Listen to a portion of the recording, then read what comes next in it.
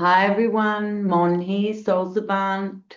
Welcome back to the channel, all of you Soul Savants that are watching. Thank you so much for watching my videos.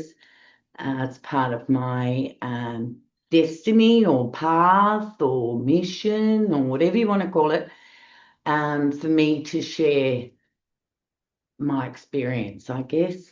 Yeah, and I really appreciate you guys being here. Thank you so much because really, you are a soul savant. If you're on this path to enlightenment, ascension, old soul, light worker, way shower, star seed, there's so many labels out there, but really, we're just human beings that want to transcend the mundane pain and suffering of life. That's what motivated me initially was the pain and the suffering, and I lived many decades with that pain and suffering, and it never stopped until just this last couple of years. So keep at it, keep at it. So today's video. Is with the help of the runes, the rune stones, which have been a companion of mine since my early 20s, and thank God. They're very similar to, say, a tarot deck. It's sort of the path to enlightenment, and you need to read between the lines. But Ralph Blum or Blum, that is the author, and he channeled these runic meanings. Nowadays, with the internet, there's lots of other books. A lot of other people are coming up with other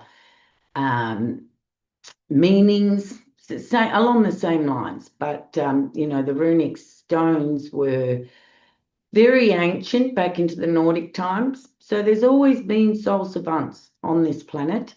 But at this time in life, the energy is supporting us for enlightenment and ascension. Okay, the energy was very mundane and dense, when these stones were used. But now, coming into this golden age, I call it, they're very apt, and they've certainly helped me. And every day I pick one just to center me. And what I'm talking about today, I picked one day, and then the next day I picked exactly the same rune. So when things like that happen to me, I sort of feel, wow, okay.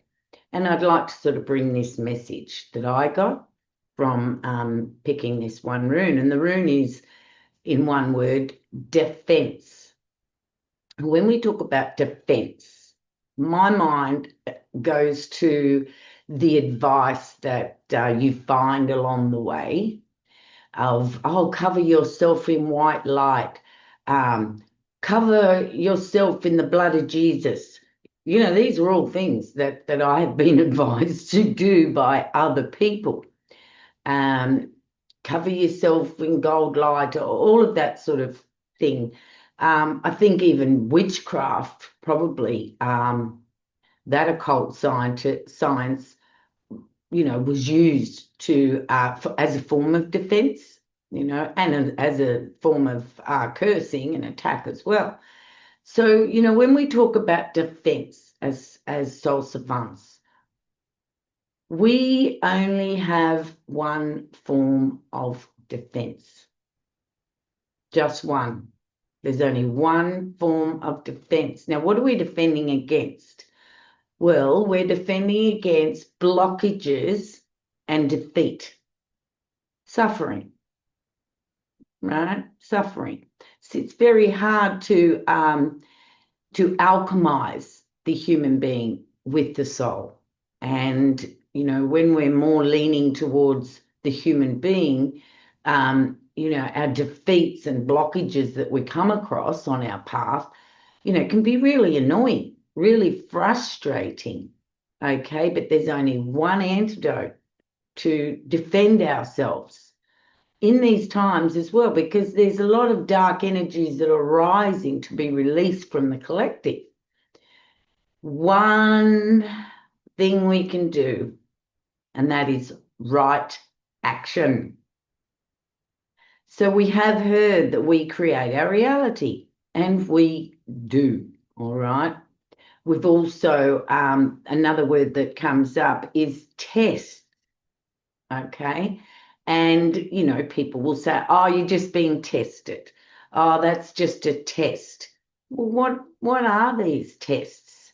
You know, even in saying that, I have heard others say, oh, well, it's not really a test, because if we think test, well, then we could presume that there's something other than ourself that is trying to test us, trick us, catch us up, you know. And so a lot of people don't like that word tests, but it is an apt word when it comes to what I'm going to be discussing. So as we get tested, right, and the tests are the blockages and defeats, because we desire something and then we hit a blockage, or we feel defeated and then we suffer. And as I'll mate here, the Buddha said that the cause of suffering as a human being is attached to outcomes. And we have to forever, even in enlightenment, even the Buddha had to be always alert. As a human being coming into enlightenment, we are still human beings. There's no day that we get to and it's just done. Okay, I've done the work, I'm done, that's it, there's no more tests, I am now enlightened and I will join the masters in heaven. Well, we're still human beings. We still require compassion for ourselves as human beings. Right? So the tests that we come along teach us each test, and we may have the same test over and over again. We do something and bang, we hit a brick wall, and then we go do it again and we hit a brick wall, and then again and we hit a brick wall, and again we hit a brick wall. Then we're all defeated and, oh dear, I can't do this, what's wrong with me, I'm just broken. The tests are there to build a character within the human being that comes to realize that, hang on a minute, I can avoid these blockages, brick walls, defeats, if I act differently. And that's the whole idea of a test, is to teach us that through our actions, we are creating these blockages and defeats. So that is the form of enlightenment. So our conduct creates the blockages. And until we have correct conduct, then we will still hit the blockages and defeats. So when we become enlightened and we decide that it's not our will that we're going to follow, it's the will of Source. I will to will thy will, the higher self's will, the oversoul's will. Once we come to that decision, because it is a decision, right? We've hit so many walls, so many blockages, our way just isn't cutting it. And I don't want to suffer anymore. What can I do? The awareness, the enlightenment comes to us, well, maybe if I don't do that again, it won't happen. You know, in 12-step groups, they talk about falling in the hole while walking along the street. Then we walk along the same street and we fall into the same hole. And then we walk along that same street the next day and fall into the hole until we decide, I don't think I'll go on that street with that hole anymore. And in 12-step groups, they refer to the continuing desire to act on the addiction. Now, all of these issues that put us in the hole or bring us into blockage and defeat, those actions have come from our conditioning. And we all have different conditioning. We all have different ancestral lineages that we come from. So as we get to know ourselves in this life and mature in this life, we come to realize what we carry within us that has been passed down from the ancestral lineage. We get to know thyself. And once we know ourselves and we know the behaviors, actions that cause blockages, defeat, and suffering, then we can actually stop and think about taking that action. It takes time to get to the point where the impulsiveness leaves us. And what I mean by that is I come from huge addiction issues in both ancestral lineages, okay? Huge. I still today, until the day I leave this body, will have to be ever aware of Monique's will, right? But what happens is the impulsiveness leads us. So the being, you and I, the soul savant, may not want to carry out an addiction, but in the early days, early years, early decades, we don't have a choice. There's an impulsiveness there that our little will can't fight. The addiction seems stronger and more powerful than our little will. And so we hit walls.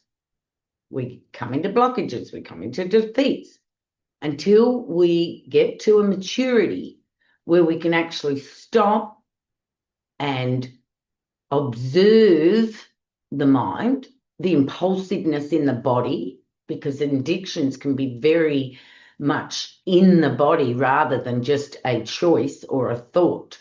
It's an impulsiveness. Every cell in the body is wanting to take that action.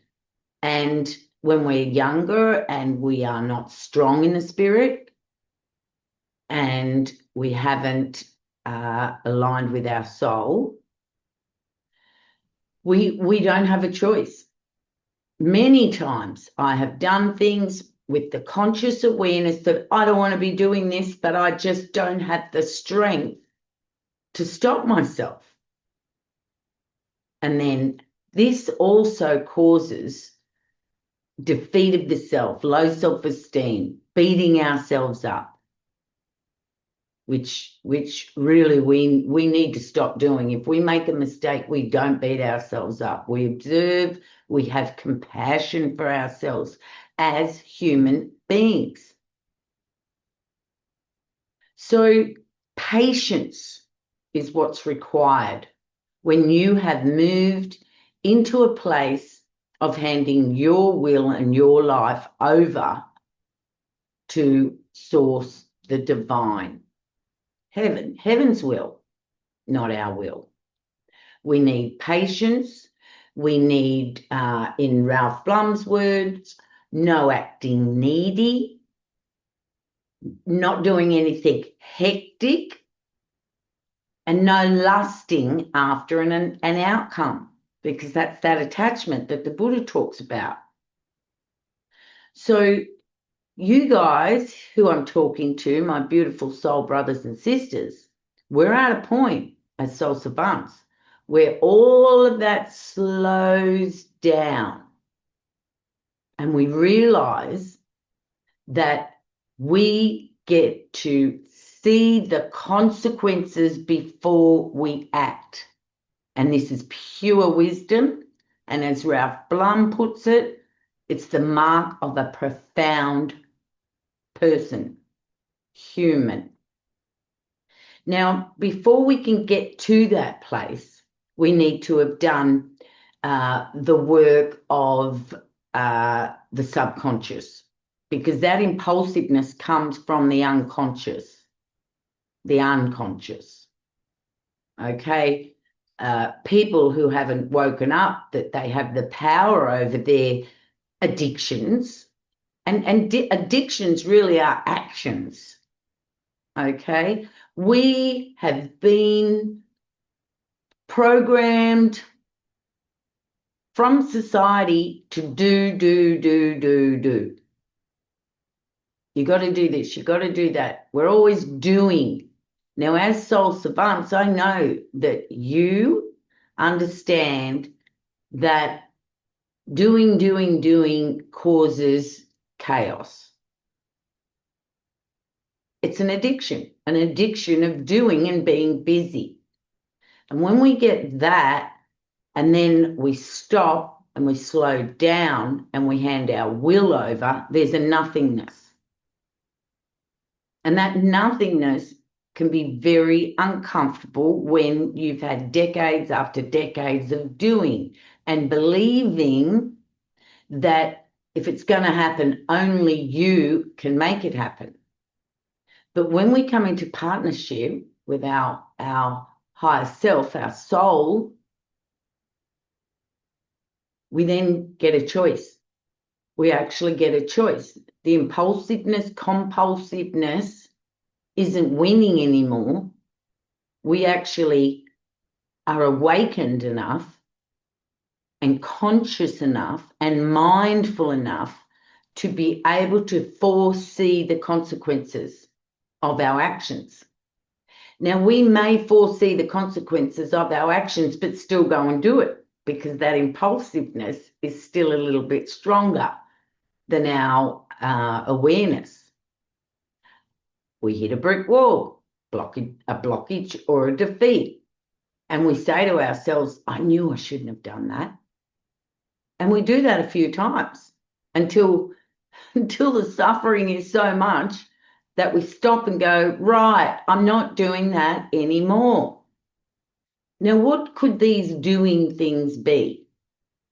Well, for me personally, at this time in my life, I'm in a holding space, right? I'm in a rebirth. And when you're having a rebirth, there's only deciding. There's no doing, because I don't know what I'm supposed to do. And looking back over my life, every time I've gone and done, or I do, or I take my will over the will of heaven, I've hit a wall. So patience, it's inconvenient, it's uncomfortable in that sitting and waiting position. We have desires. We decide what we'd like to do, because if we hand our will over and say, oh, well, I won't do anything till it knocks at the door, pretty much that's it. But we decide, we all have free will to decide what we would like to do. And our desires are sown into our hearts. And everybody's desires are different. So there comes a time on the soul savant's path where it gets uncomfortable, because the old way was, I desire this, right, I'll go out and make that happen. We hit wall upon wall upon wall, and it gets very tiring. And the last time I did that, I lost my desire to do that thing, because I was working in my own will. And I did it for like 8-9 months. And nothing has come from it. I had to let it go. And I put a lot of energy into that. But I was in my will. So I dropped it, let it go, handed it over, and said, right, if it's meant to be, it'll come to me. And this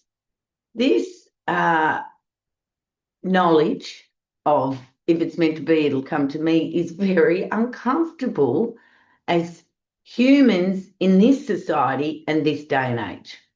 This hustle era we are in, this busyness we are in, the distractions that if we allow ourselves to be open to, whoa, you're off. You're not anywhere in your soul's will. You're in the zeitgeist of it. So our only defense to any blockages, any defeat, any suffering is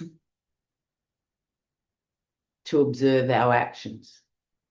See, once we decide that we want something, right, the decision has to be very, very clear. And once the decision becomes very clear, without doubt, in faith, then the universe can support us. And the doing becomes easy, right? So it's not even a hard doing. What I did for 8-9 months, oh, it's exhausting, really exhausting. And I needed another person to help me or be in partnership, collaboration with me, and I couldn't find them because it was my will. So our only defense is right action, but we have to be clear. The clarity of what we want has to be 100%. You have to trust that your desires are your desires. There's nothing wrong with your desires. But you've got to be clear. And then the universe supports those desires and the doing becomes effortless. The doors open. The people you need come to you. So at the end of my 8 months, and I'll tell you what the story was. I'm a singer, a very good singer. I'm an entertainer, an amazing entertainer. Been on stage since I was 6 years of age. I have experienced moments in my life where that was my income. I was professionally trained. I went to acting school. I was a dancer as well. And I joined a choir as I was coming out of my dark night of the soul. And it was an Aboriginal choir, my ancestors, Australian Aboriginals. And I came home from a little concert. It was all free. I was volunteering, but there was a healing that took place, an ancestral healing by doing that, the singing, Aboriginal songs and what have you for 2 years. And the healing took place. And I'm very grateful for that. But I came home from a little concert one night and went, right, I'm going back to singing. Put an ad in Facebook, learnt songs, found a guy. He was a narcissist and using me. Then I found another guy who was very lazy, and I just didn't have the energy to carry another person. But I kept on at it, downloading songs, learning songs, rehearsing every day. Lots of voice work to get the voice back to that powerful voice I used to have. And I was exhausted because I was acting in my will. Then it came to the point when it got so hard that I thought about it and I thought, do I really want to do that? Do I want to be in pubs and clubs on a Friday and Saturday night to earn less money than I would sitting and doing an astrology reading? No, I don't. I don't want that. I really, really don't want that to be my future for the next 10 or so years. As much as I love to entertain and sing, that's not what I want to do, be in pubs and clubs. But that's where, we would have been heading down that track as a professional duo.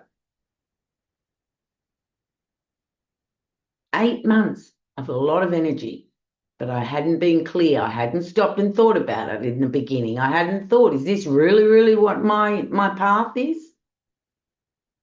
Wall after wall after wall. Then I became defeated. And then in meditation, I was shown, Monique, do you really want to do that? No, I don't. So my decision wasn't clear in the first place. So the universe really couldn't support me because there was no real clarity there. And now I'm really happy that it didn't happen. So our only defense to suffering is our right actions. And the way we take right action is we foresee consequences. And that is wisdom and the mark of a profound person, a soul savant. Because none of us wants to suffer. None of us wants to be in pain. So foresight is a very powerful tool as a soul savant to avoid pain and suffering. And you may hear people say, oh, no, there's always going to be pain and suffering. Well, the only reason there's pain and suffering for us as an individual is because we don't foresee the consequences. Now, this goes, especially for me, I find that I have to be really careful who I align with, who I hang out with, all right? I've got to be very, very careful because as a soul savant, we are a little bit set aside in these times at the moment while we're waiting for everybody to catch up. Because we're pioneers, we're spiritual pioneers.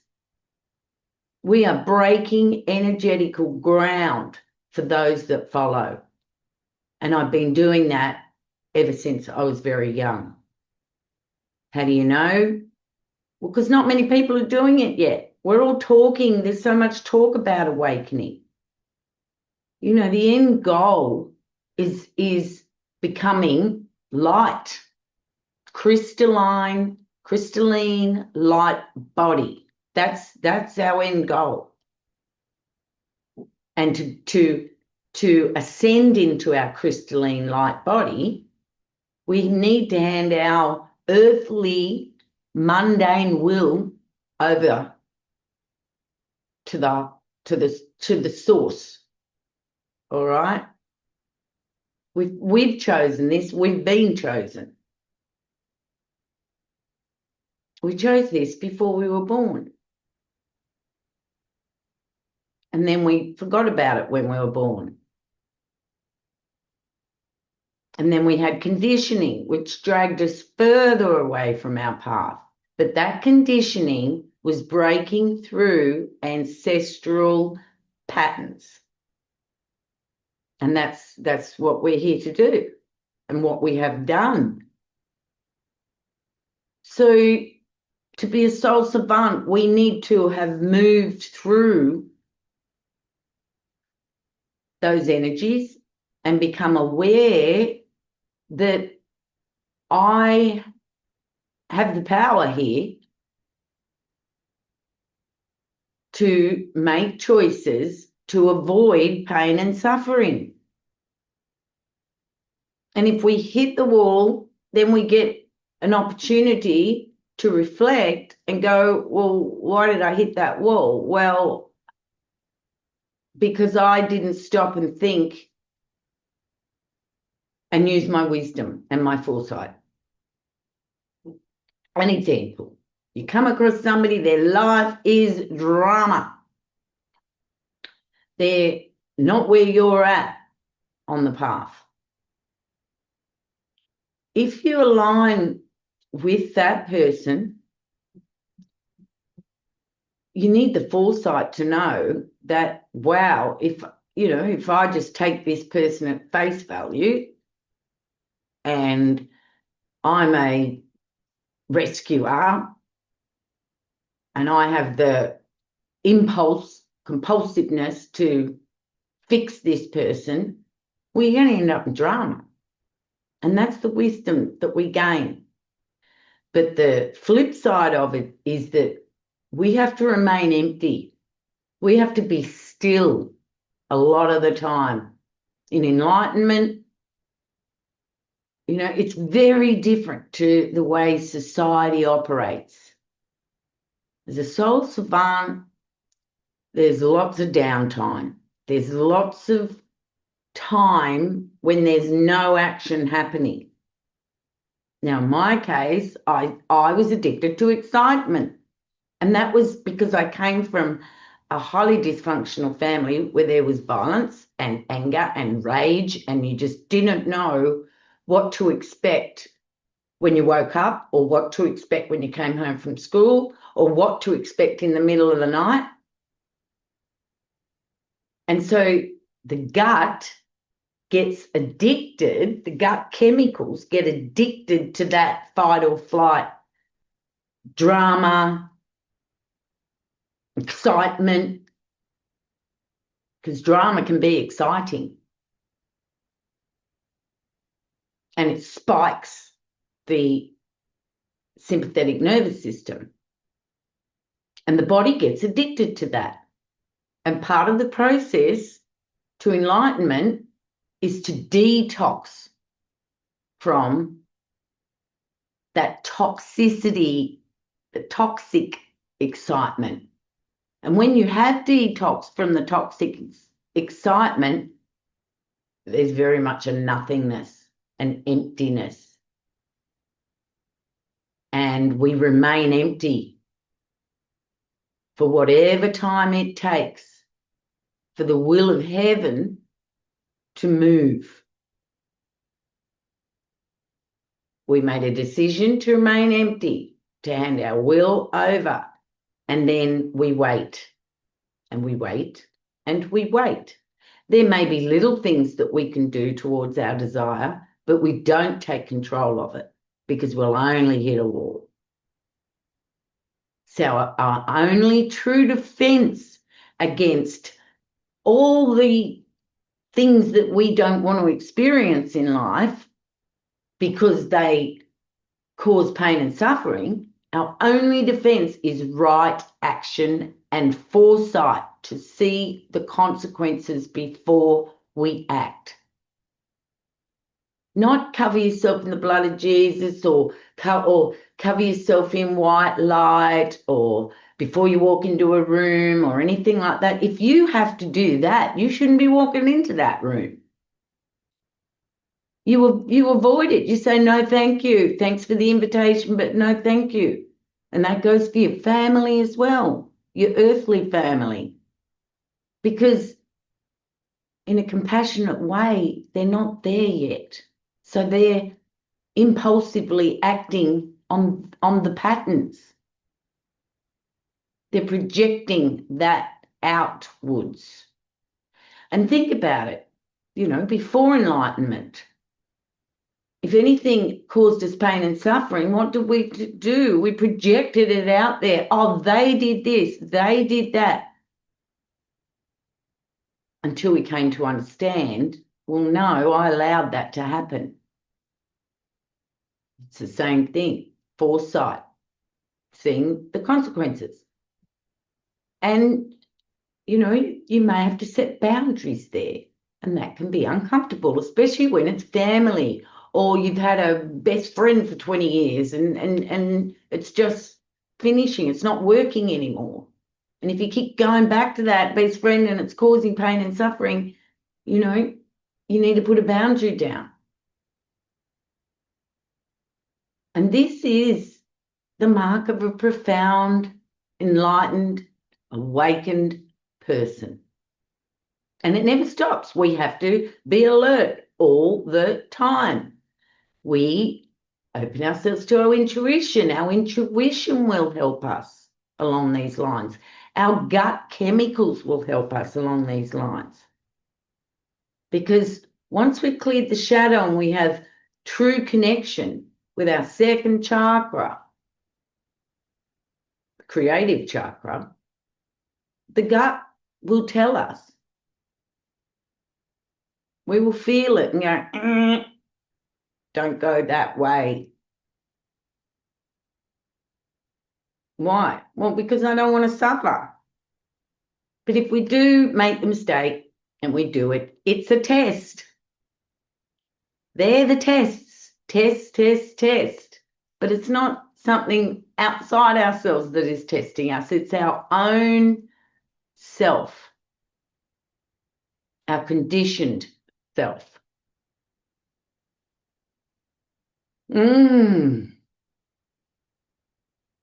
Sometimes, no action is action.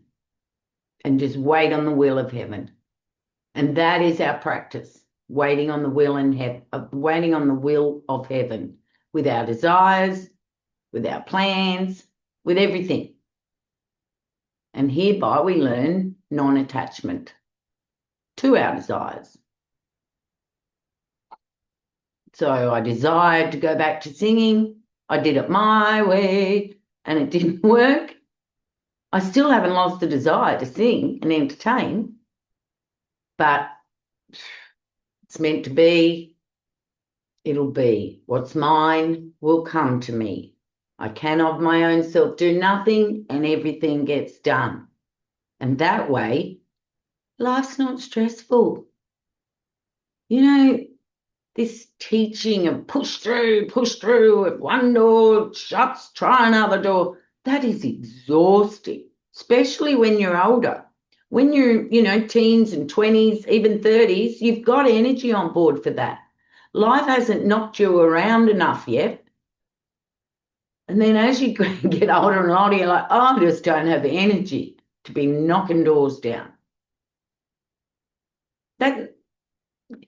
Your higher self doesn't test you. Your higher self doesn't want to see how much you want that thing.